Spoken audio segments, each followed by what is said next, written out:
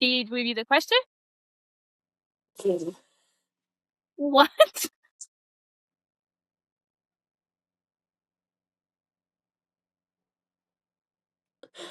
Oh my god, I just spat everywhere. Did we read the questions? Am I okay?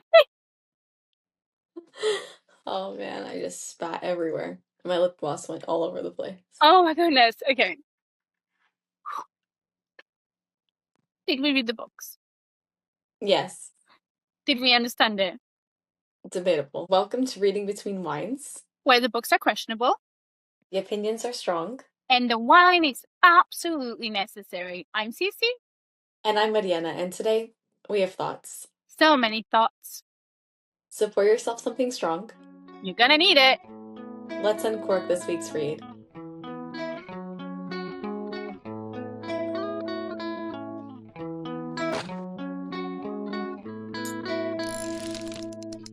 So, Cece, what are we drinking today? We are drinking a sparkling rosé. Why, you ask? Because it's funny, flirty, and full of banter. But with enough depth. That's not right. With enough emotional moments that the butterflies of fake dating, romance, slowly becomes real. And we were talking about Face Skating by Lynn Painter. Lynn. What did I say? Lee. Lynn, yeah. And I wrote Lee. I'm a dumbass bitch. We are talking about Fake Skating by Lynn Painter. After her parents' divorce, Dani moves back to the Minnesota town where she spent most summers with her childhood best friend, Alec. The problem? Alec is no longer the sweet boy she remembers. He's now the star hockey player everyone adores. And there's a lot of unresolved hurt between them. When a fake dating arrangement benefits them both, old feelings begin to resurface, forcing them to confront the past and decide whether their second chance is worth the risk. It's a charming mix of childhood friends to lovers, fake dating, hockey romance, and coming of age growth. What did you think this book was going to be before you started?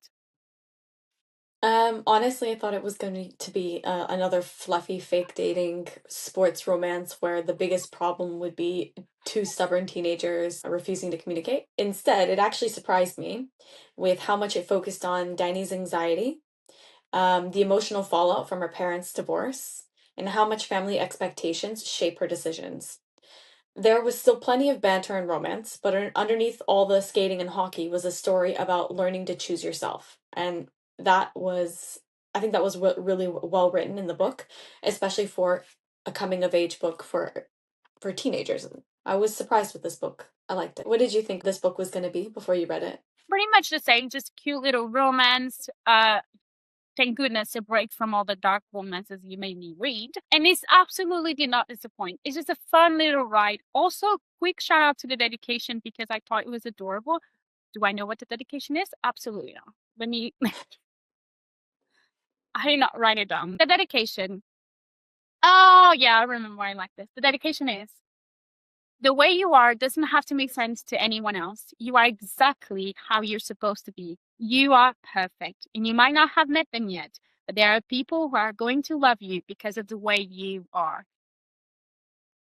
Yes, I'm gonna cry. That's a really nice dedication. You'll stop. I'm gonna actually cry. Ah, okay. No, let's not do that. If you had to pick one quote to summarize the book, what would it be? Um, so it was a quote from Alec. He said, "Everything was wrong if she wasn't happy, because Dani was sparkling eyes and contagious laughter. Dani was happiness." And I think this is the entire book basically in one sentence. So, on surface, fake skating is about fake dating, hockey, figure skating, and two teenagers finding their way back to each other. But underneath that all, it's really about Dani slowly losing the version of herself that used to shine. And I think Alec brings that out from her. So, throughout the book, she's weighed down by anxiety, panic attacks, her parents' divorce, and the impossible expectations placed on her, especially by her dad. She spends so much time trying to keep everyone else happy that she forgets what even happiness looks like for herself. And what I love about this quote is that Alec doesn't describe her by how she looks or how talented she is. He doesn't say she's the best skater or the prettiest girl in the room. He describes her joy. He sees the girl who laughs loudly, lights every room up, and makes everyone around her smile. And when that version of Dani starts disappearing, he notices. This quote is not meant to be a romantic quote. It's a reminder for me that people who truly love you notice you when your spark is gone. And Alec never tried to change Dani into someone else. He just wanted to help her find the version of herself that life had buried under stress and fear. And for me, that was the vibe of this book. I think it's not about falling in love with someone else. It's about falling back in love with yourself. And I think we all lose ourselves at one point. I mean, I did. I think Cece can relate as well. But I think it's about finding your way back to yourself in the end. And if you have the right people who support you on that journey, that's all you need. Beautiful. All right. If you had to pick one quote to summarize the book, what would it be? I actually have to. Oh, of course Let me you do. just say also, I loved yours. Nearly made me cry. So beautiful. Thank you. So I have, her lip gloss tasted like cherries. Suddenly, I got a killer sweet tooth. I must have like. I like that as well. Alec. And he also said, funny how both my quotes are something that he said. He also said, she's always been it for me, the standard. Alec, I wasn't familiar with your game, but I respect it. Was this box wine energy or Vignette Elite? This is definitely a really good bottle you grab for girls' night, you know? It's not pretending to be literary fiction and it doesn't need to be. It knows exactly what it is: funny, romantic, emotional, and easy to binge in one sitting. And what about you? Is this box wine or Vineyard Elite? Somewhere in between. I'm with you. Okay. But I feel like it's leaning towards Vineyard Elite. It's Okay. cute, it's fun, it's emotional. It's just like, again, it's one thing that you bring to a night in with the girls. Who annoyed you more? Oh, Oh. we got a rant. We got a rant coming. First off, Colonel Dad. I understand his character. He's supposed to be the strict military father who's trying to protect Dani, but absolutely not. Absolutely not. This man threw away Alec's letters, so Dani never knew he had written to her. Then he gave her the most manipulative ultimatum imaginable, basically forcing her to choose between living with her mom or staying with him. That is not parenting, that is emotional blackmail. That made me so angry when he said that. And what frustrates me even more is we never really get closure for that. We didn't get closure from this book. Everyone kind of moves on. Dani forgives him, which, and I was sitting here thinking, excuse me, we are just brushing past the fact that he literally controlled her relationships and threw away her mail. Like, I needed consequences for that man. Not to mention, and I quote, dipshit Benji, because that's what I refer to him as. Every time he appeared in the book, his name, I was like, oh, here we go, dipshit Benji, let's go. I wanted someone to tell him to grow up or throw a punch at his face. The constant taunting, acting like a man-child, trying to stir drama, it was exhausting, and this boy is just playing rich little kid, my parents are lawyers, they'll solve all my problems kind of thing. Like, he brought absolutely nothing positive to the story besides giving me someone new to roll my eyes at. That was it. Yeah. So, what about you? Anyone specifically that annoyed you? I'm gonna start with the least. I was gonna say problematic, but he is problematic. It's just like I just give him a little bit of the benefit of the doubt, only because he's young, okay? And I think he still has time to grow if he stops with the bullshit. Who are we talking about? Are you gonna tell? Benji. Oh, you're talking about Benji. Right? Okay. His name is Benji, right? Yeah, Benji. His name he goes by Benjamin now, but I still call him dipshit Benji. Yeah. You can suck it. You can suck my. Yeah. I don't care what you think you are. You're Benji. You don't like it? Tough shit. I give Benji a little bit more grace because he is young and he still has time to like grow out of it and just be a good person. You know what I mean? So also I have a controversial, and I'm gonna say it here. Him telling Dani to break up with Alec surprised a total of 0 people. But her accepting it and being like, yeah, why not? Actual insane behavior. Girl, you're fake dating this man. You could just fake break up. Don't piss me off, Dani. Honestly. Like, what are we doing here, Dani? What are we doing? No one knows. Anyway, I digress. This is not the point of this question. The father, I'm convinced that Lynn put in there just for my benefit, just so I could come here and shit talk about him. I have 2 words for him. One is fuck, the other is you. Why in the world would you throw away the postcards just because they didn't make sense to you? Doesn't have to make sense to you. Yeah, and his reasoning was just like, oh, he's 2 years older than you, that's weird. The fuck? I was like, they were friends. It was innocent. It's super innocent. And also, does everything a teenage girl does have to make sense to you, you jackass? You're like 100 years old. Of course, what a teenage girl is gonna do doesn't make sense to you. You have no heart. Yeah. You're basically a dinosaur. And that, I'm so sorry, dinosaurs. I don't mean to put you in the same bag as this asshole. But like, truly, in age, you're right there. Do you think a dinosaur would understand a teenage girl? No! Nope, I don't think they would because, you know, they don't are.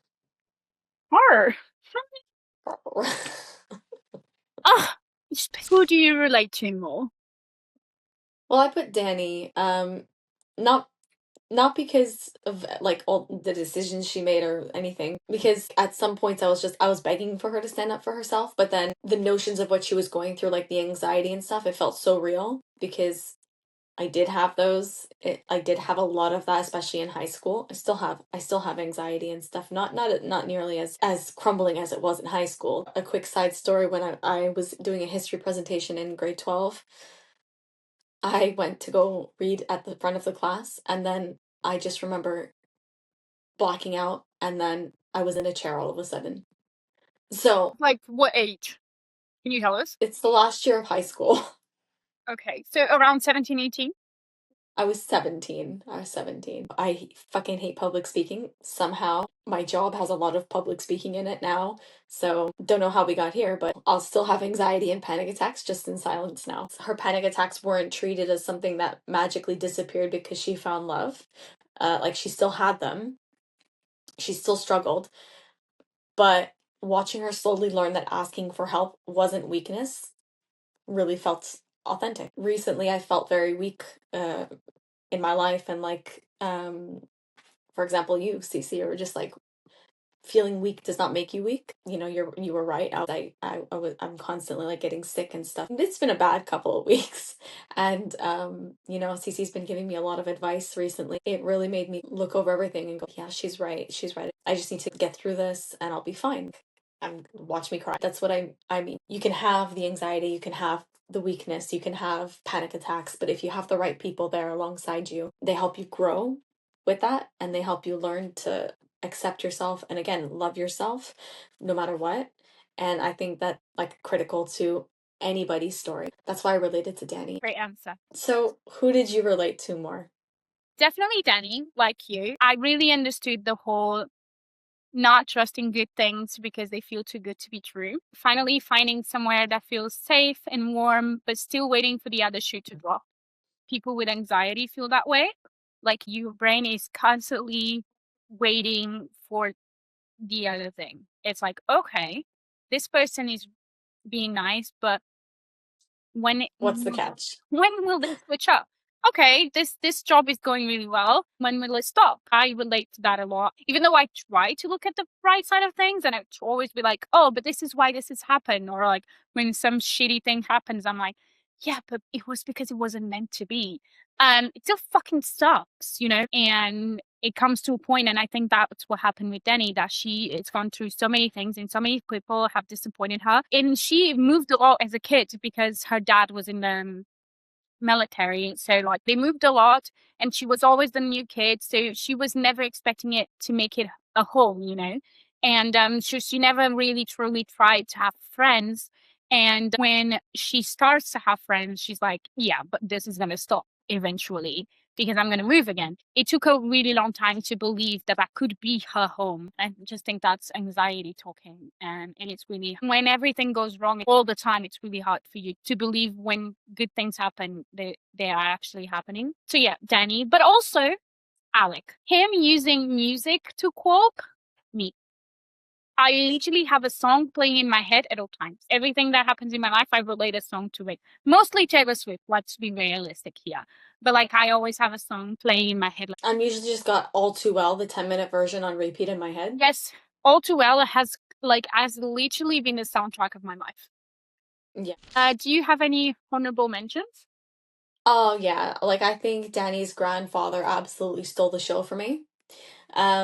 He realizes that he doesn't know how to connect with her anymore. Instead of like giving up or just letting her be, he literally starts Googling how to talk to teenagers, and I thought that was so funny. It's adorable, and it's one of the sweetest examples of someone actively choosing to improve a relationship. He also takes the time to understand her panic attacks instead of dismissing them, which was such a refreshing contrast to other adults in the book, because you realize that he also had panic attacks. Yes.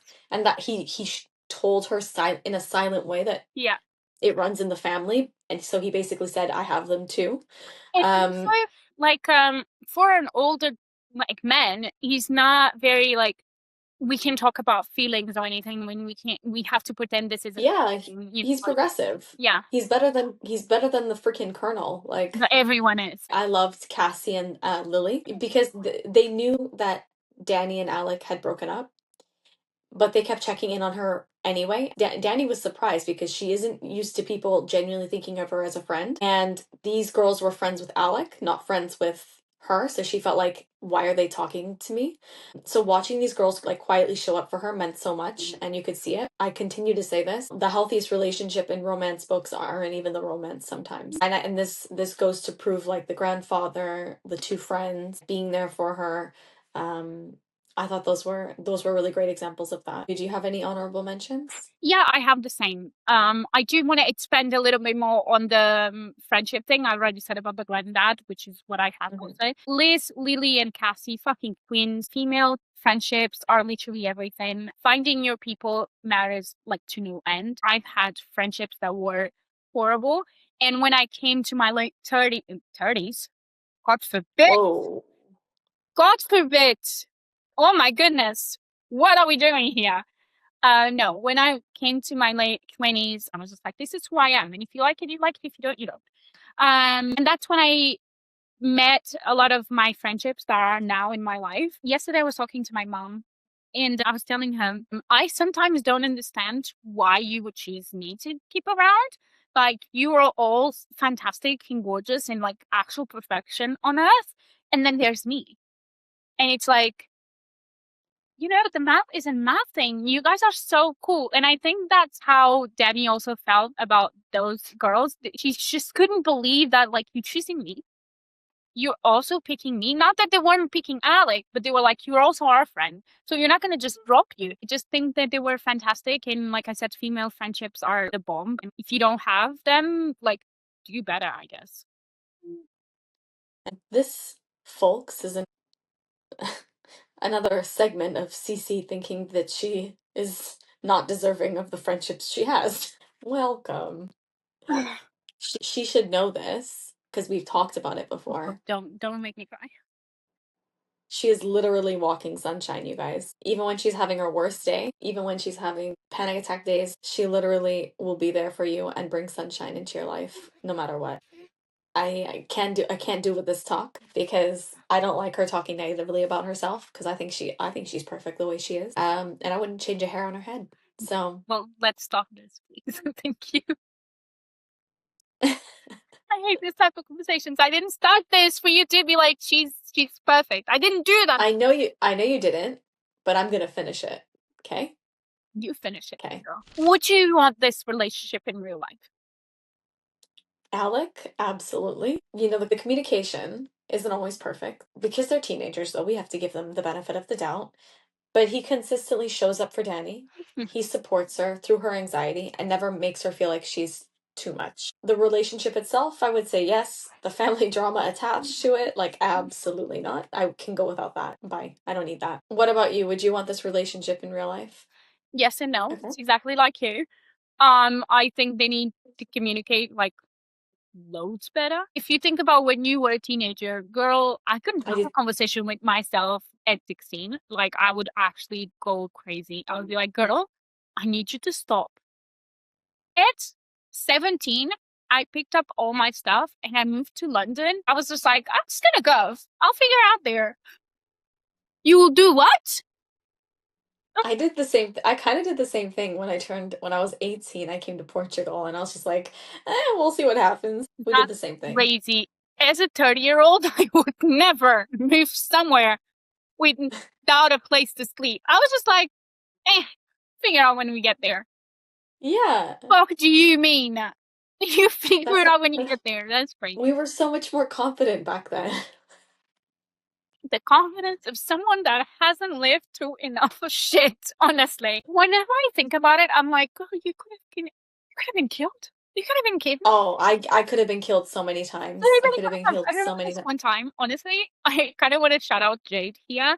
We went out for New Year's, and you know how New Year's everything's packed, like you Yeah. can get anywhere, you have to reserve first. And we were just like, yeah, it'll be fine. We'll just get into first bar we see. Such a dodgy bar. Like, I've never seen anything like it. It was in a basement. You have to go down a few stairs, and the minute we got there, we were literally the only girls there. Like, there were a bunch of boys, and I was just like, I remember grabbing Jade's arm and just walking backwards. It's just like, let's just go back to the again. Let's just actually, never mind, guys. We're just gonna head out now. We actually need to check something outside. Don't you worry about us. We'll be right back. Never to be seen again, obviously. The saxophones were getting really loud at that point. We ended up at another bar, and that's where she met her partner. She is with right now. Oh, let's see, destiny. When we got the job that we did where we didn't meet, the job that we had that we overlapped, we almost met, but then we didn't meet. My team leader would warn new people coming in. Oh, yeah. Yeah, they would warn them about me because they were like, she's not flirting with you, she's just really friendly. And it's so true. I'm just super friendly and outgoing. And maybe that's the Canadian bit in me, Yeah. but like I'm super like friendly and outgoing. I truly was not flirting with anybody. I remember myself in high school. I kind of felt like a military kid. My father is not in the military, but we moved around about every 5 years. So, and within those 5 years, I'd move around different districts. So I'd be in different area, different schools. So I never felt the need to like make friends. I never really had any strong connections to anybody. And the longest place I lived was right before I came to Portugal. I was there for 7 years. That's where I did high school, basically. But even then, again, I moved districts. I was in a private school for 3 years and then a public school for 2 years. I wasn't with the same people, and you don't make very strong connections. I did have panic attacks, and like I did have a lot of anxiety and stuff. I remember guys asked me out, and like one guy I dated for like a week, and then nothing happened. And then I was just like, oh, my parents found out, we have to break up. Like I would just find excuses to like get out of it, because I didn't want to be in it. And then I was in another relationship that felt a little bit more serious, and we dated for a little bit longer.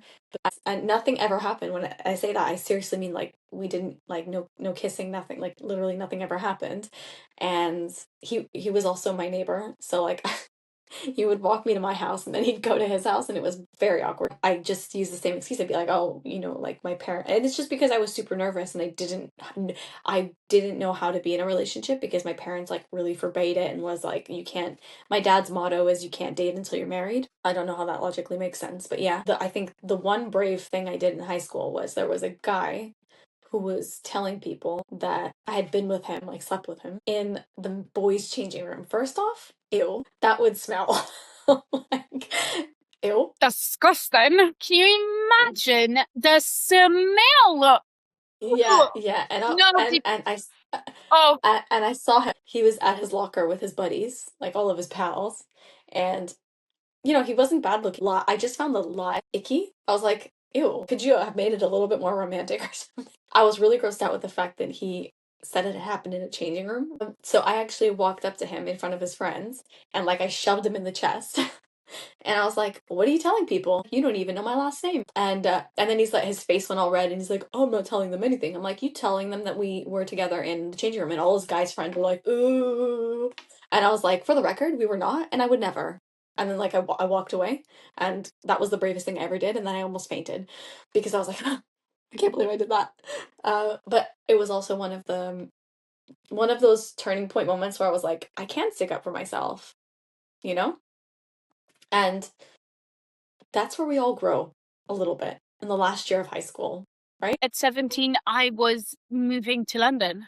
I wasn't it. I gave up school. I was just like, this is enough for me. Do you think the drama was justified?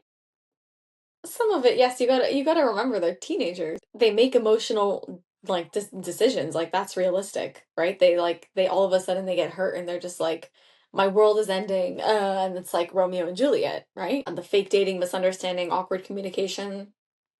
That I mean, that was not the fake dating or anything. That was like me in high school. Like so I just related to. I was just like, yeah, Never hanging on out like fake dating with someone. Like that would sound so cool.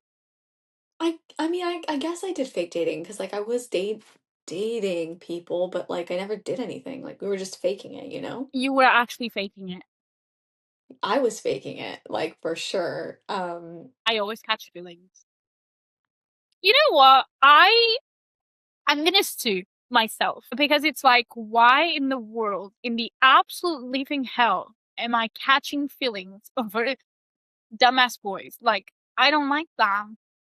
And Fair. I don't think I could ever fake date someone. Well, also date, but like fake date someone because like I would just, Without catching feelings. I don't think I could do it. Listen, I catch feelings from my mailman if he shows up. I'm kidding. This was a joke. Yeah, but you're also telling me if your mailman didn't like leave you chocolates or something in your mailbox, I you would wouldn't be like, totally fall for him. Totally. Oh, I was talking to this guy on Hinge, and he commented the prompt that I have that cows have best friends, and he's like, "Do you have any other fun facts?" And I was like, "Boy, are you in for a ride?" Yes, of course I do. Male penguins, when they like female penguins, they go look for a specific rock, and once they find the rock that they like, they gift it to the female penguin. I think that's the most adorable thing that I've ever heard.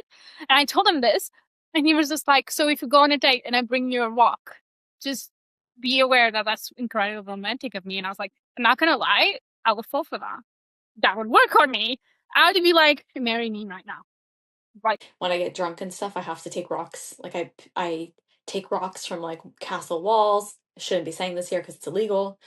I just collect rocks. Like we went to Abidush and I tried to take like a rock this big off of the wall, off of the castle. You say that we have a red flag or a book boyfriend? I would say the boyfriend. This man is down bad for her. I nearly chose down bad for this, but then I was like, that's quite sad, a sad song. Yeah. No, I'm terrified crying at the yeah, no, wouldn't work. Okay. Book boyfriend is down bad for her. He's just like completely and utterly in love with her. I loved, and I think you mentioned this earlier, like I loved how when he describes why he likes her, it does not say like physical aspects. He says that Yeah. his happiness, she's this, she's that. Like how she makes him feel, and also how she makes other people feel. Yeah. Like how she is as a person. And I think that's how you should fall in love with people, not because of what they look like, but who they are and how they make you feel. Yeah. Because honestly, looks gonna fade away. Yeah. But if you do get someone with looks, and that's just a happy accident. That's a bonus. You should choose someone kind and someone funny. People find this really weird, but like one of my celebrity crushes, besides Dylan O'Brien, of course, I'm so scared. is Kevin James. Who the fuck is Kevin James? Did you ever watch King of Queens?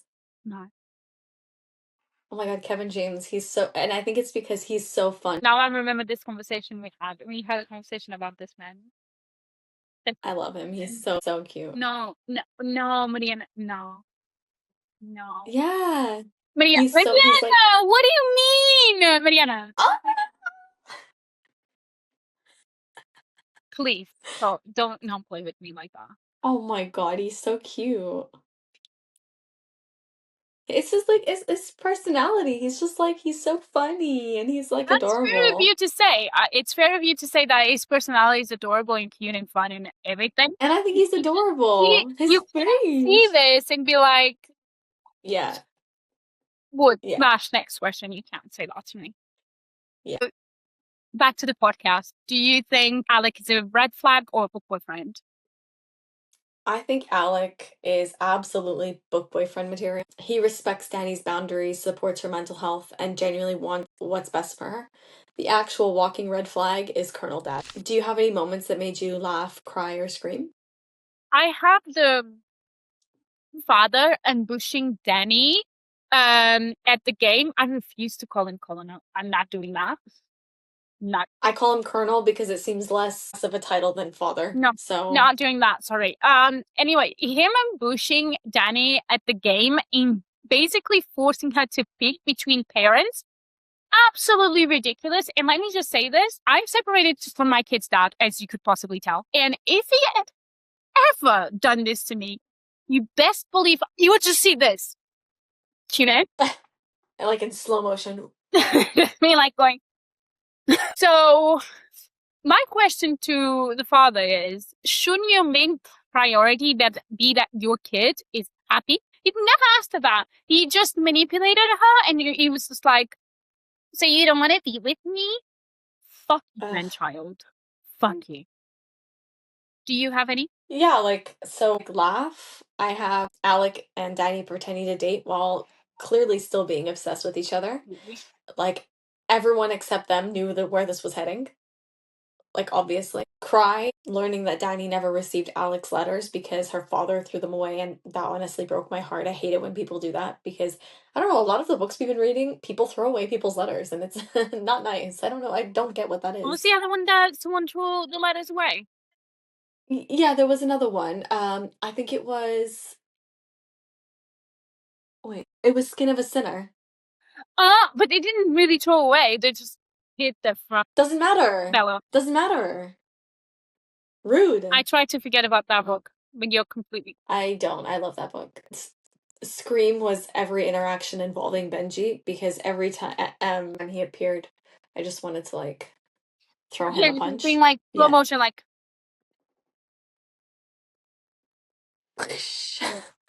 And every time the Colonel acted like he knew what was best for Dani without ever listening to what she actually wanted, I was just like,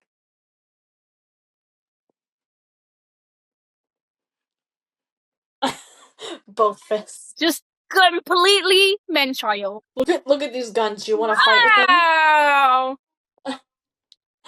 Okay. God damn. Got me scared. Shaking my boots. Do you have any? Well, did you talk about your controversial take already?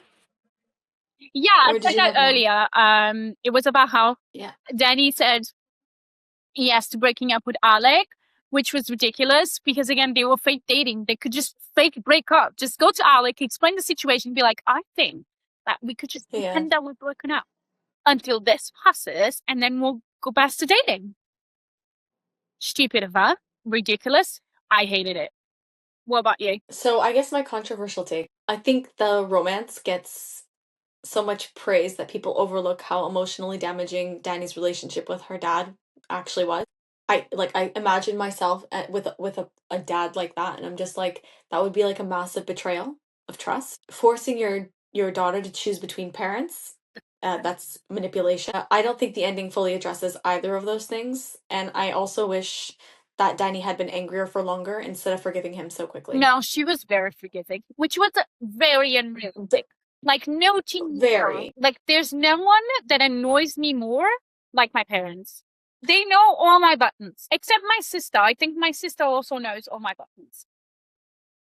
I feel like with her, it's easier because we're quite similar the way that we think. Well, kind of. I'm more emotional than her, but I'm more emotional than most people I know. You're on the emotional scale, you're at a 10. Yeah, no, a 10? You're being so sweet right now. I rate the scale actually. It was very unrealistic where she was just forgiving him, and I was just often see that happening, especially with a teenage girl.